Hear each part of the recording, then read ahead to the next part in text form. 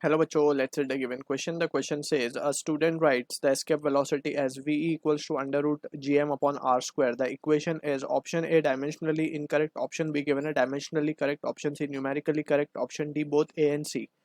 So इस question का जो key concept we need to understand is the concept of principle of homogeneity.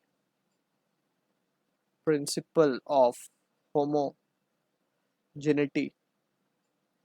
Homogeneity. Homogeneity.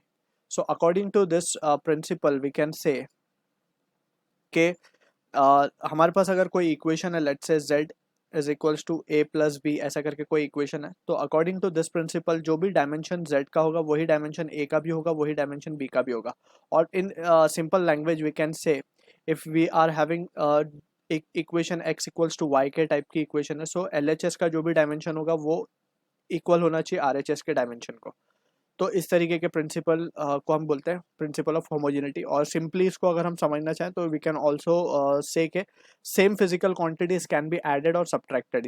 जैसे हमने यहाँ पे a प्लस बी लिखा है, तो a प्लस बी वही क्वांटिटी होगी जो z होगी. जैसे कि मास a 2 kg है, b 4 kg है, तो 2 + 4 6 kg, यानी कि z भी मास ही होगा क्योंकि same physical quantities can be added और subtracted. So this is the basic understanding that we need to have. अब हमें बोला गया है कि ये चेक करना है कि weather it is dimensionally correct और इनकरेक्ट. तो पहले हम डायमेंशनल करेक्टनेस चेक कर लेते हैं इसका.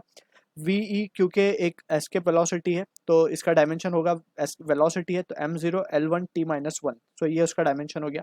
अब हम g का डायमेंशन लिख सकते हैं, that is the universal gravitational constant. इसका डायमेंशन होता है basically that we need to keep in mind, that is m-1 l3 t-2. ये हो गया यूनिवर्सल ग्रेविटेशनल कांस्टेंट. m जो है that is mass of earth, तो इसका डायमेंशन तो जस्ट m ही होगा. r क्या है, रेडियस ऑफ अर्थ, तो रेडियस का डायमेंशन क्या लिख सकते हैं हम, just it will be l. So अगर हम इस सारे डायमेंशन को चेक करें तो whether it is coming out to be equals to V वो हमें चेक करना है. तो वी का जो भी डायमेंशन हमने क्या लिखा वो m0 l1 t-1 and that will be equals to, whether it is equal और नॉट इक्वल पहले हम इसको चेक करते हैं. रूट में डालते हैं पहले इसको सबको. जी का डायमेंशन जो भी है, जी का डायमेंशन है m-1 l3 t-2. इसके साथ m का डायमेंशन जस्ट m ही है, डिवाइडेड बाय r स्क्वायर का डायमेंशन हो जाएगा l का स्क्वायर.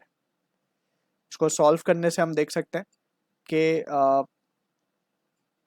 ये जो रिजल्ट आ रहा है it is coming out to be m0 l1 t-2 का रूट में है ये बेसिकली सब कुछ. तो इसका फाइनल डायमेंशन हम क्या लिख सकते हैं, it can be done as 1/2 और ये हो जाएगा -1. सो इस तरीके से हम देख सकते हैं कि it is coming not equals to the dimension of velocity. So we can say it is dimensionally incorrect. Dimensionally incorrect है ये. और अब हम देख सकते हैं कि तो ऑप्शन ए तो हमारा करेक्ट होना चाहिए. अब न्यूमेरिकली करेक्ट है या नहीं, तो numerically we need to have an idea. पहले तो हम एग्जैक्ट फार्मूला लिखते हैं इसके वेलोसिटी का. जो एक्चुअल फार्मूला वो होता है √2gm/r. ये एक्चुअल फार्मूला होता है इसका. ठीक है, अगर हम ये फार्मूला लगाते हैं तो we will be having the proper result. So यहाँ पे देख सकते हैं हम कि ये न्यूमेरिकली भी इनकरेक्ट है क्योंकि यहाँ पे √2 है बेसिकली, राइट, और वहाँ पे 2 मिसिंग है. So it is numerically incorrect. So यहाँ पे बोला गया numerically correct which is again incorrect. So option A will be the answer for this question. So I hope you understood the solution. All the best.